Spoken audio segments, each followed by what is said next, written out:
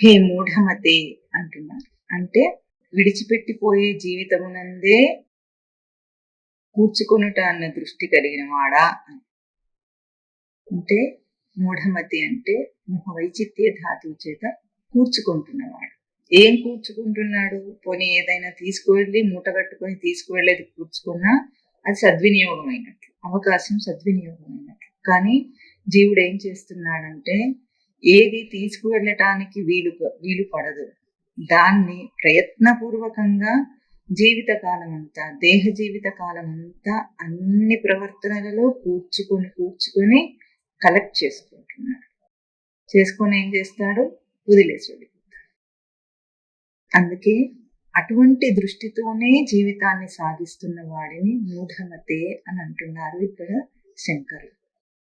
ఇది స్టేటస్, జీవుడి status, ప్రస్తుతపు status ఇది. ఈ స్థితిలో ఉన్న జీవుణ్ణి ఏమంటున్నారు? ఎదుగుమంటున్నారు.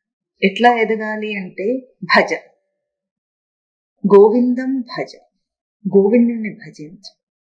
అంటే ఏమిటంటే ఎక్కడెక్కడ ఏ ప్రయత్నములలో అన్నిటినీ విడిచిపోవటానికి తీసుకువెళ్ళలేని వాటిని కూర్చుకునే ప్రయత్నం చేస్తున్నావో అక్కడే ఆ ప్రవర్తనలలోనే, ఆ ప్రయత్నములలోనే తీసుకువెళ్ళగలిగినది ఒకటి ఉంది, దాన్ని సేవించు. ఇది ఒక గొప్ప సూచన, రహస్యము. లోకంలో అందరూ విడిచిపెట్టేసిన గొప్ప రహస్యం. ఇది వింటే ఎట్లా ఉంటుంది? వినగా కొన్నాళ్ళకు అలవాటైపోయి మనకి బాగానే ఉంది, చాలా సులభం అని అనిపిస్తుంది. కానీ సేవించుట అంటే తన అంశమును నిలుపుట, తన అంశమును గుర్తించుట, తన అంశమును పరిగణలోకి తీసుకున్నట అన్న అంశం ప్రవర్తనా కాలంలో జీవుడికి స్ఫురించుట అంత సులభమే కాదు. ఎందుకు? ప్రయాణ కాలంలో దేహం విడిచిపోయేటప్పుడు ఏం చేయాలి అన్న ఒక సూచనగా ఏం చెప్పారు భగవద్గీత శ్లోకంలో? స అధిభూత అధిదైవం మాం స అధియజ్ఞం చ ఏ విదుః.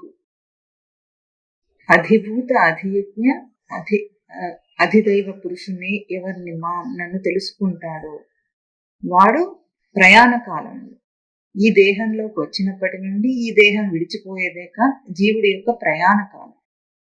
ఆ ప్రయాణ కాలంలో ఏ స్థాయిలో అంటే ఒక ఉన్న స్థాయి నుండి ఆ దేహం విడిచి వెళ్ళేటప్పుడు ఇంకొక ఉన్నత స్థాయికి వెళుతున్నాడు.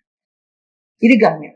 ఉన్న స్థానము చేరే స్థానం, ఉన్న స్థాయి ఉన్నత స్థాయి. ఇది తన ప్రయాణ కాలం.